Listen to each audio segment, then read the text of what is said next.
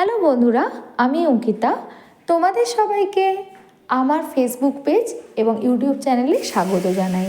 যদি তোমাদের আমার ভিডিওটা ভালো লাগে তাহলে ভিডিওটাতে একটা লাইক করো, আর যদি ফেসবুক পেজ থেকে দেখে থাকো পেজটাকে ফলো করে দিও, আর ইউটিউব থেকে দেখলে চ্যানেলটাকে সাবস্ক্রাইব করে দিও।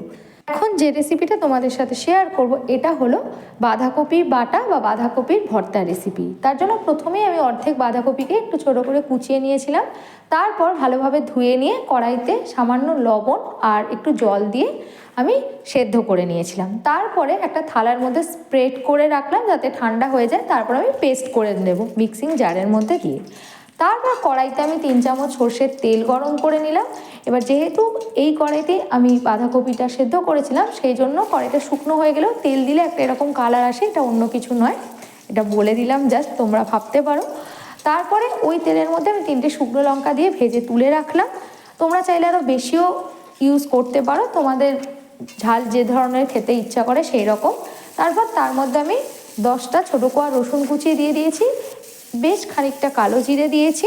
তারপরে যখন রসুনটা গোল্ডেন ব্রাউন হয়ে ফ্রাই হয়ে গেল তখন তার মধ্যে আমি পেঁয়াজ কুচি, টমেটো কুচি আর একটা কাঁচা লঙ্কা কুচি দিয়েছি। এখানেও কাঁচা লঙ্কার পরিমাণ তোমরা বেশি দিতে পারো। এরপর ভালো করে আমি ভেজে নিচ্ছি। নিয়ে তারপরে আমি আগে থেকে পেস্ট করে রাখা ওই বাঁধাকপির পাতাটা অ্যাড করে দেব এর মধ্যে। আর হ্যাঁ, একটু লবণ দিলাম, একটু হলুদ, ঝাল লঙ্কার গুঁড়ো আর চিনিও স্বাদের জন্য সামান্য একটু আমি অ্যাড করব।